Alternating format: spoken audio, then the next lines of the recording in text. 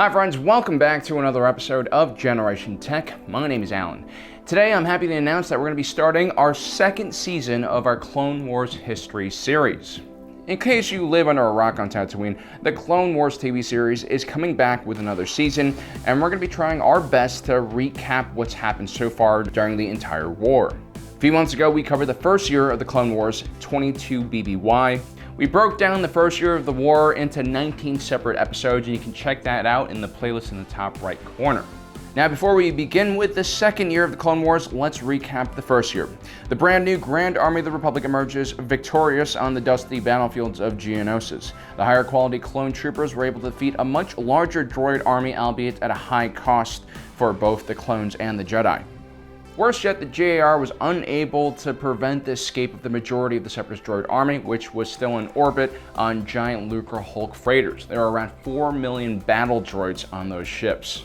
This is before the Vanderclass Star Destroyer was even in service. The Republic Navy's main capital ship at the time was technically an assault landing ship. In the days after the Battle of Geonosis, the clone army was overwhelmed by the sheer size and speed of the Separatist offensive in the Outer Rim.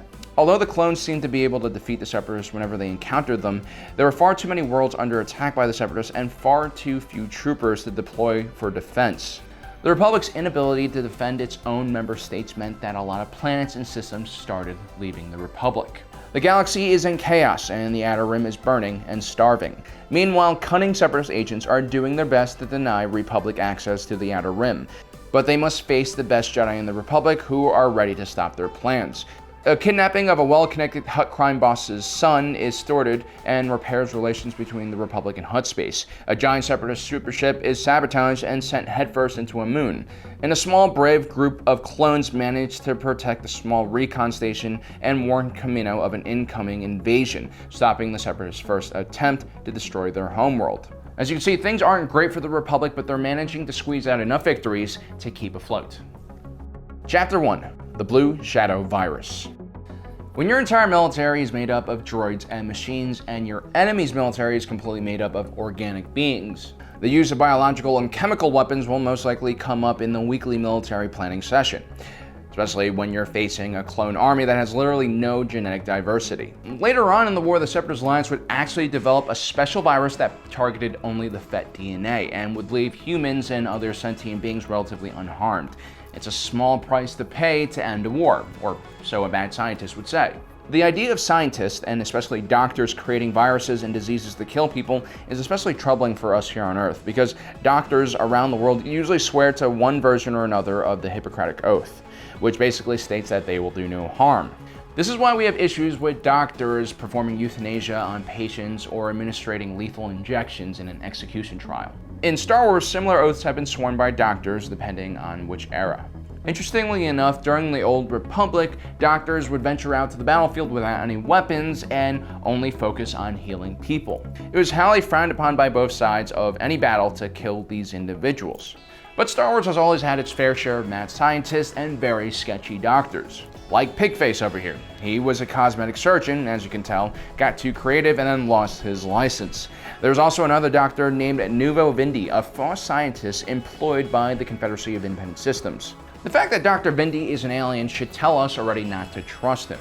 But believe it or not, at one point in time he was a relatively normal doctor who held the title of senior medic on the world of Adana. But somewhere around 31 BBY, he disappeared from the face of the galaxy, and then suddenly reappeared in 21 BBY when Republic Senator Padme Amidala stumbled on his secret lab on Naboo. See, Dr. Vindi had created a secret underground testing facility on the planet where he was attempting to revive a very terrifying disease known as the Blue Shadow Virus. In its natural form, the Blue Shadow Virus was a waterborne illness, and in ancient times it spread across the galaxy, killing millions of people. The virus was relatively quick-acting, and within 48 hours of contact, the virus could kill a host. It also had a ridiculously high mortality rate of 96% when it encountered carbon-based life forms. That's even higher than extremely deadly diseases like Ebola here on Earth. A cure was eventually found for the Black Shadow virus, but we're going to talk about that later. Now, because of the virus's waterborne nature, it was eventually quarantined and killed off. And at least until 21 BBY, the Blue Shadow virus was basically extinct, existing only in medical records and perhaps one or two labs that were highly guarded. Much like how the smallpox virus is kind of extinct here on Earth, it was a disease that killed an estimated 300 million people in the 20th century alone, roughly 3 times the number of people killed in all wars combined during that same time. But Dr. Vindy was a crazy bastard and saw the beauty in such a complicated and deadly virus, and not only sought to reanimate the virus, he also made it airborne, making it 10 times deadlier and harder to contain. Although why he made the virus visible in a blue gaseous form is also kind of odd. Perhaps that was his way to warn people that a deadly virus is coming? Probably not. Anyway, Padme Amidala and Sith Lord Jar Jar Binks are on their homeworld investigating sightings of a Separatist droid scouting party. The war had yet to reach the peaceful planet, but the events of the Naboo invasion only a decade ago made the planet's security forces extra vigilant about another droid attack. A tactical droid had been captured by the Naboo security forces, which led Padme and Jar Jar to investigate a part of the eastern swamps of Naboo. Padme contacts her boo and his master Obi-Wan Kenobi for backup in case things get a bit difficult. While searching, the Republic team encounters a group of dead shocks, domesticated herding animals. They had been drinking water from a nearby river, which led Padme to conclude that the water was tainted. This was a part of Dr. Nuvo Vindy's first trial run of the virus in its natural waterborne form. Eventually, Padme and Jar Jar come across the secret entrance for Dr. Vindy's lab and are immediately surrounded by droids and captured. Padme learns about the Good Doctor's plan to create an airborne version of the Blue Shadow virus. He's also made them into gas bombs, which would be deployed to populated Republic systems across the galaxy. All of a sudden, the stakes just got higher. Anakin and Obi-Wan Kenobi arrive to the planet with a squad of Republic troopers, including a bomb squad. They breach the Separatist lab and attempt to neutralize the Separatist forces within the compound and are able to capture Dr. Nuvo Vindy before he can escape or release the virus. But as Obi-Wan and Anakin prepare to take the Separatist doctor to Naboo, Republic forces find that one of the Blue Shadow virus bombs are missing. One of Vindy's droids had stolen it and sets it off in the underground bunker, with several clone troopers, Padme, Jar Jar, and Ahsoka still inside. To make matters worse, there are still droids inside the bunker who are attempting to break out. The Republic forces trapped inside valiantly try to stop the droids and are successful, but most of them become infected by the Blue Shadow virus in the process. Meanwhile, Obi-Wan Kenobi, Anakin, and Dr. Vindy return to Theed, where they meet Captain Typho. Luckily, he's found a cure for the Blue Shadow virus, a plant known as the Rixo root. But it was an incredibly rare plant and could only be found deep in Separatist space on the planet of Ego.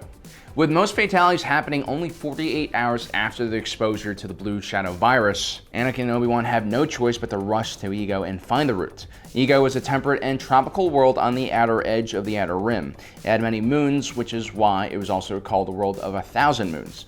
Also orbiting the planet was a massive graveyard of ships. Upon landing on the planet, Anakin and Obi-Wan Kenobi are able to quickly find the root. But when they try to leave, they find out from the inhabitants of the planet that leaving was a lot tougher than landing on the planet. Most of the locals have been trapped on Ego for many months. They explained to the two Jedi that after the Separatists left the planet, a phantom in the sky named Droll had destroyed anyone attempting to leave.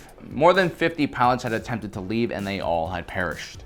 But after scouting the debris field above the planet, Obi-Wan theorizes that the Separatists have deployed a defense grid above the planet, which stops anything from leaving. The two are desperate to get off the planet as the Republic task force trapped in Dr. Vindy's lab are running out of time. While meeting with the inhabitants of Ego and discussing their next course of action, an angel approaches the Jedi. Remember in episode 1 when Anakin asked Padme if she's an angel? Well, that's what he meant. Angels were an alien species that had been living on one of Ego's moons before the Separatists arrived and kicked them off the planet. The Jedi come to a conclusion that the defense grid is most likely being controlled from that moon. And they're correct. The Jedi managed to destroy the defense system, allowing them to leave the planet and freeing all the people trapped there as well. Anakin and Obi-Wan Kenobi reached Naboo just in time to save the Republic task force, who had valiantly stayed behind to prevent the virus from spreading. Dr. Vindy's virus is destroyed and he's taken back to Coruscant, where he'll spend the rest of the war. And most likely where he'll be recruited by the Empire's weapon research program after the rise of the New Order. So there you have it, guys. That's the story of the Blue Shadow virus. As you can see, the Separatist Alliance was very desperate and willing to do pretty crazy things to defeat the Republic. The blue shadow virus would be very hard to control once it was exposed to different planets. Now guys, don't forget to subscribe, hit that notification button down below so you don't miss out on the rest of our Clone Wars history series. In our next episode, we're going to be looking at the Battle of Ryloth. Then we'll be taking a break and we'll be going on and off from our normal content and this series. Well guys, thanks for joining us today. If you're watching this, you are Generation Tech.